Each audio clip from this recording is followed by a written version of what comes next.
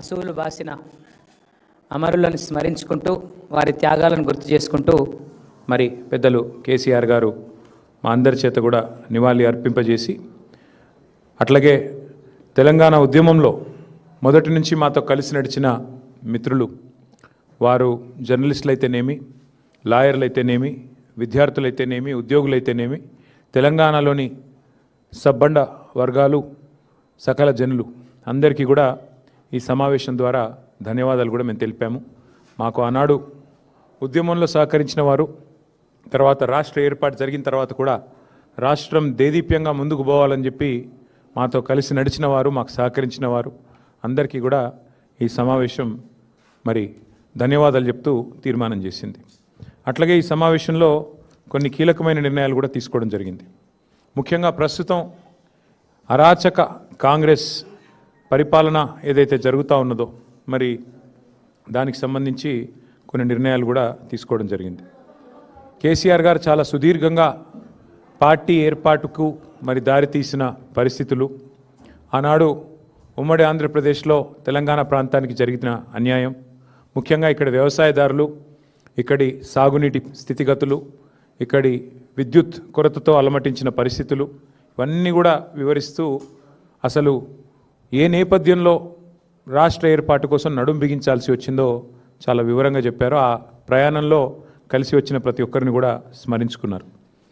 ఎంతో ధైర్యంతో చివరికి చావు నోట్లో తలబెట్టి మరి ఢిల్లీ మెడలు వంచి ఏ రకంగా తెలంగాణ సాధించామో కూడా వివరంగా మరి ఆ పరిణామ క్రమాన్ని కూడా చెప్పారు. ఏ రకంగా పదవులను ఎప్పటికప్పుడు త్యాగం చేస్తూ రాజకీయాల్లో జనరల్గా పదవులు పట్టుకొని మరి ఆ కింద మీద అయిపోతూ ఉంటారు. కానీ అట్లా కాకుండా పదవులను తృణప్రాయంగా త్యజిస్తూ ఎప్పటికప్పుడు అవసరమైతే రాజీనామాలు చేసి ఎన్నికలు ఆహ్వానిస్తూ ఏ రకంగా ముందుకు పోయామో కూడా చాలా వివరంగా మరి ఉద్యమంలో ఒక్కొక్క మెట్టు ఎక్కించడానికి, తెలంగాణ సాధించడానికి ఎట్లా ఒక్కొక్క ఉప ఎన్నికను వినియోగించుకున్నామో కూడా వివరంగా చెప్పారు. దాంతోపాటు తెలంగాణ రాష్ట్ర ఏర్పాటు జరిగిన తర్వాత మరి గౌరవనీయులు కేసీఆర్ గారి నాయకత్వంలో ఏ రకమైన మరి పరిపాలన జరిగింది, ఏ రకంగా ఏ ఆలోచనతో ఎంత ప్యాషనేట్గా ఎంత ఉద్విగ్నతతో పనిచేసినామో అది కూడా చాలా వివరంగా చెప్పారు. దానిలో కూడా సహకరించిన రాష్ట్ర ప్రభుత్వ అధికారులకు కూడా వారు ధన్యవాదాలు చెప్పారు. మాతో పాటు రాష్ట్ర ప్రజలకు సంక్షేమ ఫలాలు, అభివృద్ధి ఫలాలు అందించడానికి కలిసి వచ్చిన ప్రతి ఒక్కరికి కూడా వారు ధన్యవాదాలు చెప్పారు. రైతు బంధు లాంటి ఒక అద్భుతమైన పథకాన్ని ప్రపంచంలో ఎక్కడా లేని విధంగా తీసుకొచ్చి రైతన్నలకు అందించిన ఘనత కేసీఆర్ గారిది. యునైటెడ్ నేషన్స్ కూడా ప్రశంసించిన రైతు బంధు లాంటి పథకం, దాన్ని ఎందుకు పెట్టాల్సి వచ్చింది, ఏ కారణం చేత రైతు బంధు పథకం తీసుకొచ్చాం, అవన్నీ కూడా వివరంగా చెప్పారు. అదే రైతు బంధుని ఇవాళ కాంగ్రెస్ ఎట్లా నిర్వీర్యం చేస్తున్నది, ఏ రకంగా ఈరోజు ఒక్కొక్క ఎకరానికి ఒక్కొక్క దఫాగా పైసలు ఇస్తూ దానికి కూడా మరి ఎంత ప్రచారం చేసుకుంటున్నారు, ఎంత చండాలంగా ఈరోజు ప్రభుత్వం నడుస్తున్నది, ఇది కూడా వారు వివరంగా చెప్పారు. ఏ రకంగా మళ్ళీ తిరిగి రాష్ట్రంలో వ్యవసాయ రంగంలో సంక్షోభం ఉందో దాని మీద కూడా సమావేశం విస్తారంగా చర్చించింది. నిజానికి ఈరోజు తీసుకున్న అతి ముఖ్యమైన నిర్ణయం ధాన్యం కొనుగోళ్లలో రాష్ట్ర వ్యాప్తంగా ఏదైతే రాష్ట్ర ప్రభుత్వ నిర్లక్ష్యం వల్ల రైతులు తీవ్రంగా నష్టపోతూ ఉన్నారు, ఇవాళ దళారుల పాలైపోయింది ధాన్యం. రాష్ట్రంలో ఎక్కడా కూడా కొనుగోలు కేంద్రాలు నడవడం లేదు. సమావేశం ఏం తీర్మానం చేసింది అంటే బీఆర్ఎస్ ప్రభుత్వం ఉన్నప్పుడు ఏ రకంగానైతే ఎలాంటి ఆంక్షలు లేకుండా కొనుగోలు చేశామో, అది వరి అయితేనేమి, మొక్కజొన్న అయితేనేమి, సోయా అయితేనేమి, అదేవిధంగా జొన్నలు అయితేనేమి, ఇంకా ఏ పంట అయినా కూడా సంపూర్ణంగా ఎలాంటి ఆంక్షలు లేకుండా, సీలింగ్ లేకుండా ఏ రకంగానైతే కొనుగోలు చేశామో అదే రకంగా కొనుగోలు వెంటనే ప్రారంభించాలి, లేదా గ్రామాన బీఆర్ఎస్ పార్టీ ఉద్యమిస్తుంది రైతుల పక్షానని చెప్పి ఈ సమావేశం తీసుకున్న అతి ముఖ్యమైన తీర్మానం అది. అట్లాగే ధాన్యం కొనుగోలు చేయడానికి కూడా చివరికి మంత్రివర్గ ఉపసంఘాలు వేసి వాటిని కూడా ఒక పెద్ద గొప్ప విషయంలాగా ఏదైతే రాష్ట్ర ప్రభుత్వం చెప్పుకునే ప్రయత్నం చేస్తున్నదో దాన్ని తీవ్రంగా ఖండిస్తూ వెంటనే ఈ రాష్ట్రంలోని రైతాంగ పక్షాన ఇప్పటికే దళారులకు అమ్ముకొని కనీస మద్దతు ధర రాకుండా, బోనస్ కూడా వచ్చే పరిస్థితి లేకుండా మరి ఏదైతే రైతులు ఇబ్బంది పడుతున్నారో దాన్ని వెంటనే నివారించడానికి ప్రభుత్వం కొనుగోలు కేంద్రాలను ప్రారంభించి వెంటనే కొనుగోలు ప్రారంభించాలని చెప్పి సమావేశంలో తీర్మానం చేశాం. అట్లాగే సింగరేణి సంస్థ విషయంలో కూడా కార్మిక లోకానికి చేసిన అభివృద్ధి, మరి ఏ రకంగా అక్కడ సంక్షేమ పథకాలు ఇవన్నీ కూడా అమలు చేశామో దానికి సంబంధించి కూడా ఈ సమావేశంలో మరి చర్చించడం జరిగింది.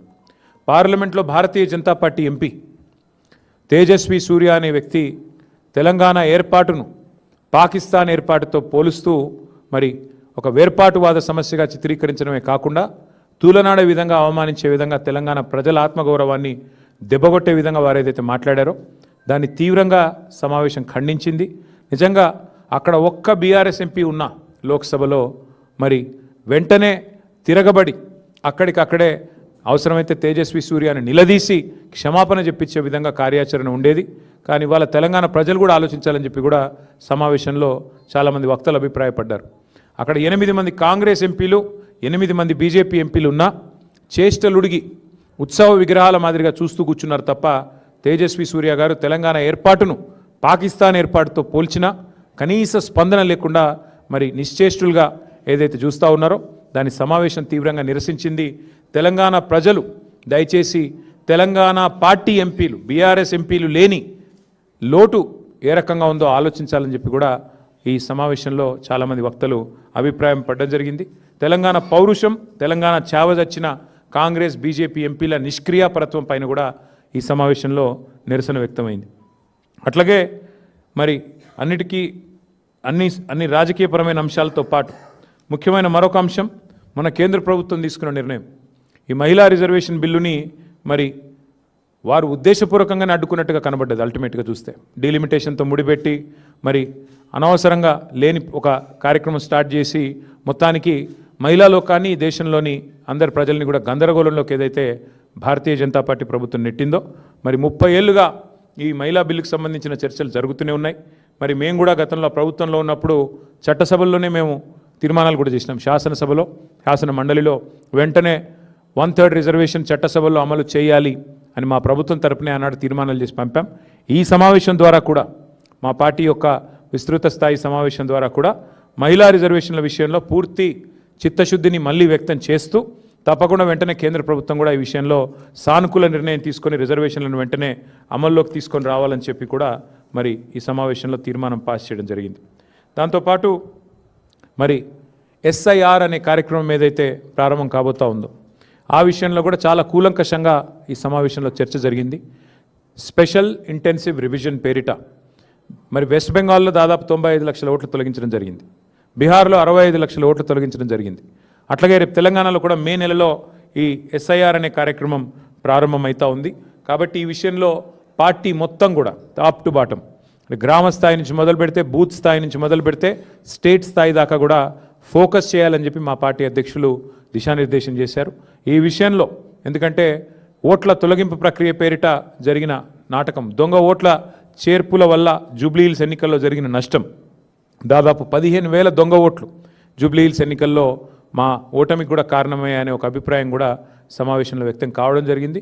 దానిపైన పార్టీ అధ్యక్షులు కూడా స్పందిస్తూ ఎస్ఐఆర్ జరిగే క్రమంలో స్పెషల్ ఇంటెన్సివ్ రివిజన్ జరిగే క్రమంలో పార్టీ శ్రేణులు క్రియాశీలంగా ఉండాలి, యాక్టివ్గా ఉండాలి, తప్పకుండా మరి వెంటనే ఎప్పటికప్పుడు స్పందించాలి, ఎక్కడికక్కడ మరి అధికార పార్టీ చేసే ఆగడాలకు అడ్డుకట్ట వేయాలని చెప్పి కూడా తీర్మానించడం జరిగింది. ఎక్కడికక్కడ పార్టీ క్రియాశీలంగా top to bottom booth level to state level పనిచేయాలని చెప్పి కూడా సీరియస్గా ఆదేశించడం జరిగింది.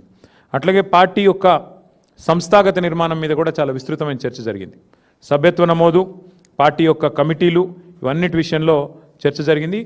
పార్టీ కమిటీలో ఇవాళ పార్టీ మీటింగ్లో ఈరోజు ఒక నిర్ణయం కూడా తీసుకోవడం జరిగింది.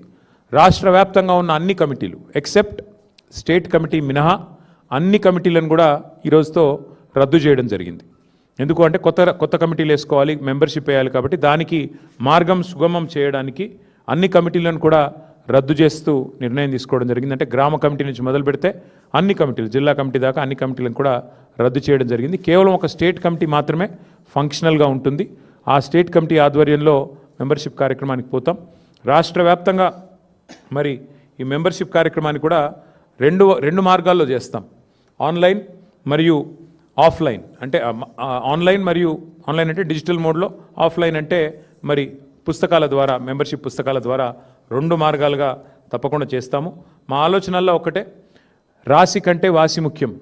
అందుకే ఎంత సభ్యత్వము ఎన్ని లక్షలు అన్నదానికంటే కూడా మరి ఎంత క్వాలిటేటివ్గా మనం మెంబర్షిప్ చేయాలి, తెలంగాణకి ఒక రక్షణ కవచంలాగా ఎట్లా మన కార్యకర్తలు మన నాయకత్వం నిలబడాలి అనే ఆలోచనతో మరి వారిని కేవలం మెంబర్షిప్ చేయడమే కాకుండా మెంబర్షిప్ జరిగిన అనంతరం కమిటీల నిర్మాణం మాత్రమే కాకుండా ఆయా కమిటీలకు మరి మొత్తం ప్రతి నియోజకవర్గంలోని మరి ముఖ్యమైన కార్యకర్తలందరికీ కూడా శిక్షణా తరగతులు కూడా నాయకత్వానికి అట్లాగే మరి కార్యకర్తలకు కూడా శిక్షణా తరగతులు పెట్టాలనే నిర్ణయం కూడా తీసుకోవడం జరిగింది. షెడ్యూల్ మొత్తం కూడా మీకు తొందరలోనే వెల్లడిస్తాము.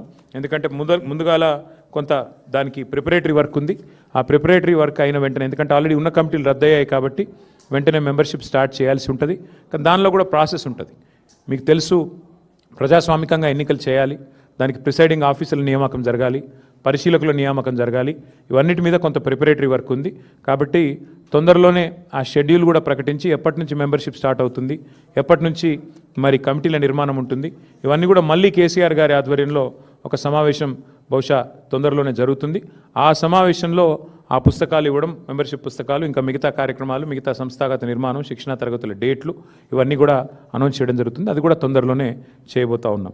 ఇక ముఖ్యమైన విషయం ఇంకొకటి కూడా, ఈ రాష్ట్ర ప్రభుత్వం చేస్తున్న అరాచకాలు, ముఖ్యంగా భూదోపిడీ కానీ, ఈ రాష్ట్ర ప్రభుత్వం చేస్తున్న కుంభకోణాలు కానీ, అట్లాగే 13 డిక్లరేషన్లు, 420 హామీలు, అభయహస్తం మేనిఫెస్టో పేరిట ఏదైతే ఇచ్చారో ప్రతి ప్రజా సమస్యని కూడా ఐడెంటిఫై చేసి, ప్రజలకిచ్చిన ప్రతి వాగ్దానాన్ని కూడా ఐడెంటిఫై చేసి, జిల్లాల వారీగా ఎక్కడికక్కడ మరి సమాయత్తమయ్యి ఎక్కడికక్కడ పోరాటాలకు నడుం బిగించాలని చెప్పి కూడా ఈ సమావేశంలో తీర్మానం చేయడం జరిగింది. ప్రజా సమస్యల మీద ఇక నుంచి ఉధృతంగా ముందుకు పోవాలని, ఇక నుంచే మరి బ్రహ్మాండంగా ప్రజా సమస్యలను ఐడెంటిఫై చేయడమే కాకుండా, ముఖ్యంగా ఇప్పుడు ఉదాహరణకు నేను చెప్పేది, హైదరాబాద్ మహానగరంలో ఎండాకాలంలో కరెంటు సమస్య ఒకవైపు వేధిస్తూ ఉంది, దోమల సమస్య ఇంకోవైపు వేధిస్తూ ఉంది.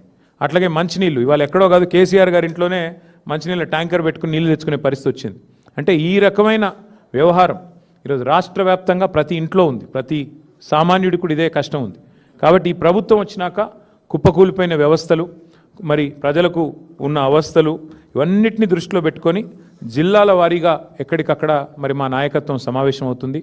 జిల్లాల వారీగా మా నాయకులందరూ కూడా సమన్వయం చేసుకొని ఇష్యూస్ ఐడెంటిఫై చేసుకొని ముందుకు పోవాలని చెప్పి పెద్దలు కేసీఆర్ గారు మాకు సూచించడం జరిగింది. సో బ్రాడ్గా ఈ సమావేశంలో తీసుకున్న నిర్ణయాలు నేను మీకు వివరించే ప్రయత్నం చేశాను.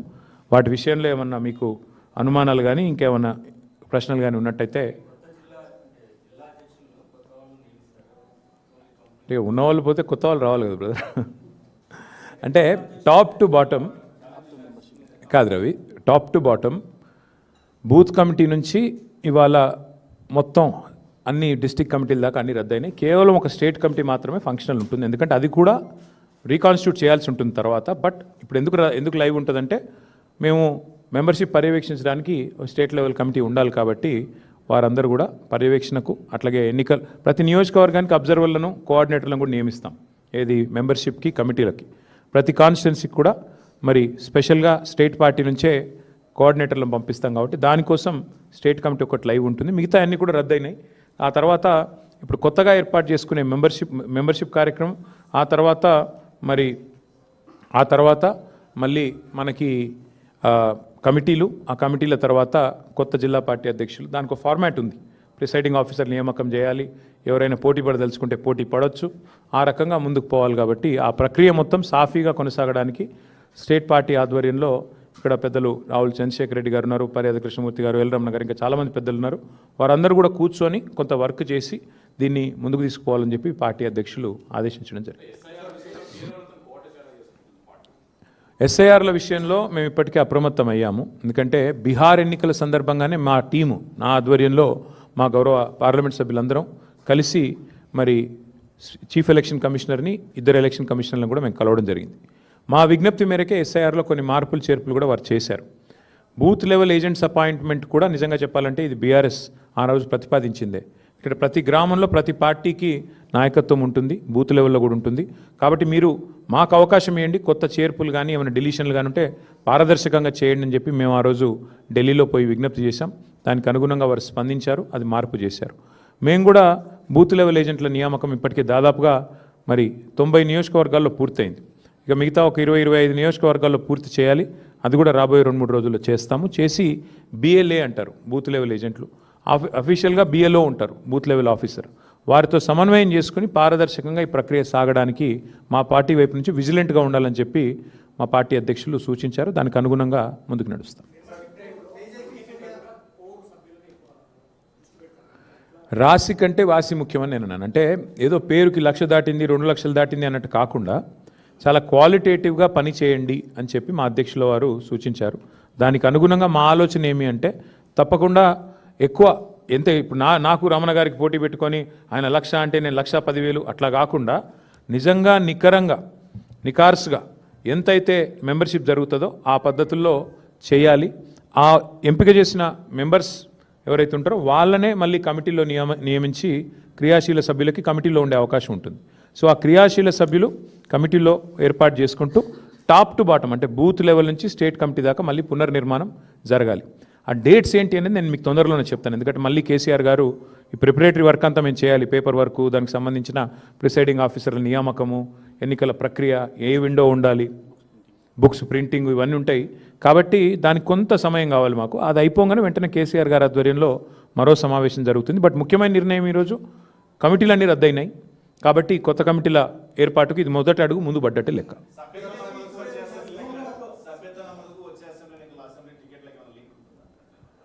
సభ్యత్వ నమోదుకు కాదు, కానీ పార్టీకి క్రియాశీలంగా పని చేయండి. ఎమ్మెల్యేలైనా కేసీఆర్ గారు ఒక మాట అన్నారు, సిట్టింగ్ ఎమ్మెల్యేలైనా మీరు క్రియాశీలంగా పనిచేయకపోతే మాత్రం పార్టీ అన్ని పరిగణలోకి తీసుకుంటుంది.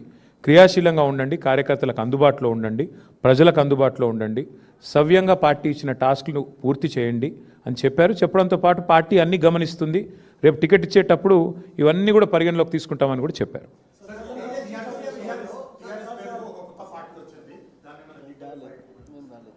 ఎక్కడ నాకు తెలిసి మాకు ఇప్పటి వరకు నాకున్న ఇన్ఫర్మేషన్ మేరకైతే నాకు తెలిసి పెద్ద ఇష్యూ ఏమీ లేదు. పార్టీలు వస్తుంటాయి పోతుంటాయి, అది పెద్ద ఇష్యూ కాదు. చాలా పార్టీలు వచ్చినాయి, చాలా పార్టీలు పోయినాయి. 25 ఏళ్ళు పూర్తి చేసుకున్న పార్టీ మేము. కాబట్టి మేము ఫోకస్ చేసేది ఈ దేశంలో 25 ఏళ్ళు పూర్తి చేసుకున్న పార్టీలు వేళ్ల మీద లెక్క దగ్గబెట్టే సంఖ్యలో ఉంటాయి. నాకు తెలిసి మన రాష్ట్రంలో అయితే ఒక టీడీపీ, తర్వాత టీఆర్ఎస్ఏ, ఇంకే వేరే పార్టీలు ఏం లేవు. ఇప్పుడున్న బీఆర్ఎస్, అప్పుడు టీఆర్ఎస్గా పుట్టింది, ఇప్పుడు బీఆర్ఎస్. కాబట్టి పెద్ద పట్టించుకోదగ్గ విషయం ఏం కాదు. తేజస్వి సూర్య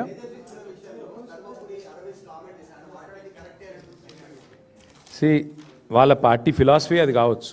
నేను ఏమంటున్నా అంటే భారతీయ జనతా పార్టీ పార్లమెంట్ సభ్యులు తేజస్వి సూర్య గారు మాట్లాడితే అందరికంటే ముందు స్పందించింది మా బీఆర్ఎస్ రాజ్యసభ సభ్యులు వద్దిరాజు రవిచంద్ర గారు, దామోదరావు గారు. వారిద్దరు కూడా వెంటనే ఖండించడమే కాదు, మరి గట్టిగా వారిని నిలదీశారు. అక్కడే పార్లమెంట్లోనే నిలదీసి అడిగారు. నాకు కూడా తేజస్వి సూర్య గారు ఫోన్ చేశారు, బ్రదర్ నేనేదో అన్నాను, తప్పుగా అర్థం చేసుకున్నారు మీ వాళ్ళంటే. లేదండి, మీరు మాట్లాడింది చాలా తప్పు, నాకు ఆయనతో గతంలో పరిచయం ఉంది. ఫోన్ చేస్తే నేను చెప్పాను, చాలా తీవ్రంగా చెప్పాను, మీరు చాలామంది హృదయాలు గాయపరిచేటట్టు మాట్లాడినారు, మీరు మాట్లాడింది చాలా తప్పు, విరమించుకోండి, ఉపసంహరించుకోండి, పద్ధతి కాదు. ఎందుకంటే మాట్లాడొచ్చు, పార్లమెంట్లో ప్రజాస్వామిక పద్ధతుల్లో మాట్లాడొచ్చు, కానీ మీరు చేసింది చాలా తప్పు, మీరు చేసిన కామెంట్ కూడా తప్పు. ఇది మీ పార్టీ అభిప్రాయమా వ్యక్తిగత అభిప్రాయమా నాకు తెలియదు, బట్ మీరు మాట్లాడింది మాత్రం అస్సలు కరెక్ట్ కాదని చెప్పి నేను కూడా గట్టిగా చెప్పాను. అల్టిమేట్గా మేము ఖండించిన తర్వాతనే ఆయన ఏదో ఎక్స్ప్లెనేషన్ ఇచ్చుకున్నారు. నా ఉద్దేశం అది కాదు, ఇది కాదు, కాంగ్రెస్ని నిలదీయడం ఎక్స్ప్లెనేషన్ ఇచ్చుకున్నారు. But whatever it is, ఒకటి మాత్రం పక్కా, బీఆర్ఎస్ పార్లమెంట్ సభ్యులు కనుక లోక్సభలో ఉండింటే తేజస్వి సూర్య ఈ పనికిమాలిన మాట మాట్లాడంగానే మా వాళ్ళు కస్సుమని లేచేటోళ్ళు, వెంటనే తెలంగాణ ప్రజల తరఫున గట్టిగా మాట్లాడేటోళ్ళు. కానీ ఇవాళ ఉత్సవ విగ్రహాలుగా 8+8 = 0 ఫర్ తెలంగాణ అన్నట్టుగా మారిపోయిన పరిస్థితి గురించి సమావేశంలో చర్చ జరిగింది.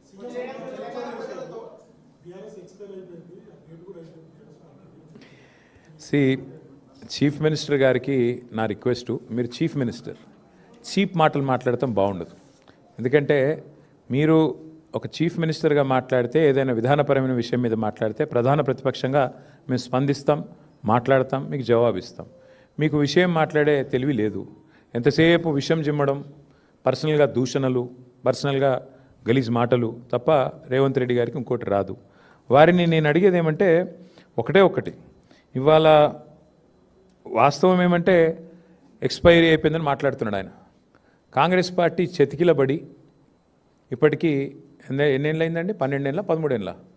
అప్పటి నుంచి ఇప్పటివరకు లేవలేకపోతున్నది. ముందు వాళ్ళ స్థాయి, వాళ్ళ పరిస్థితి చూసుకోమనండి. వాళ్ళ జాతీయ పార్టీ అని చెప్పుకుంటారు, ఒక ప్రాంతీయ పార్టీ స్థాయికి పడిపోయింది. వాళ్ళ సంగతి చూసుకోమని రాదు. మా గురించి ఆయనకెందుకు?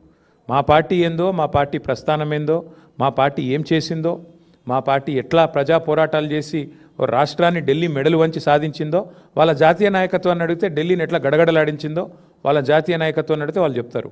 ఈయనకేం తెలుసు అప్పుడు ఎక్కడున్నాడు అడిగినప్పుడు. కాబట్టి నేను అనేది ఏమంటే చీఫ్ మినిస్టర్ గారు చీప్ మాటలు మాట్లాడకపోతే మంచిది. ఇవాళ మాకొక శుభదినం. మా పార్టీ 25 వసంతాలు పూర్తి చేసుకున్న సందర్భంగా నాకు ఆయన లాంటి వాళ్ళ గురించి మాట్లాడాల్సిన అవసరం కానీ అగత్యం కానీ నాకు లేదు.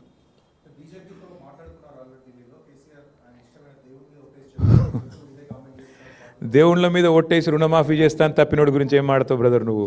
దేవుళ్ళందరూ నాగం చేసిండు ఆయన. బాసర కోతాడు, సరస్వతమ్మ మీద ఒట్టన్నాడు, రుణమాఫీ అన్నాడు, ఆ ఓటు గట్టు మీద పెట్టినాడు, మర్చిపోయినాడు. యాదగిరి గుట్ట పోయినాడు, లక్ష్మీ నరసింహస్వామి మీద ఒట్టన్నాడు, ఈ జోగులాంబకు పోయి ఒట్టు పెట్టినాడు.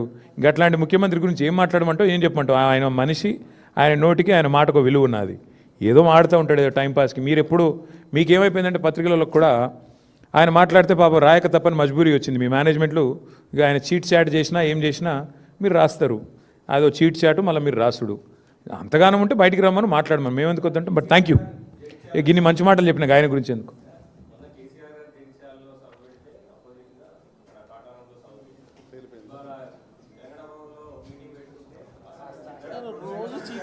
ఏం చెప్పమంటావు? ఏం లేదంటే ఆయన ఐడెంటిటీ క్రైసిస్. ఆయనను ఏమవుతుందంటే పాపం ఆయన ఎక్కడ పోయినా ఎవడు ముఖ్యమంత్రి గుర్తుపడతలేడు. ప్రాబ్లం ఏమొస్తుందంటే ఆయనకు కేసీఆర్ ఒక్కసారి ఆయన పేరు తీసుకుంటాడేమో అని దేవులాడుతుండు. కేసీఆర్ గారేమో ఆయన పేరు తీసుకోవట్లేదు. ఆయన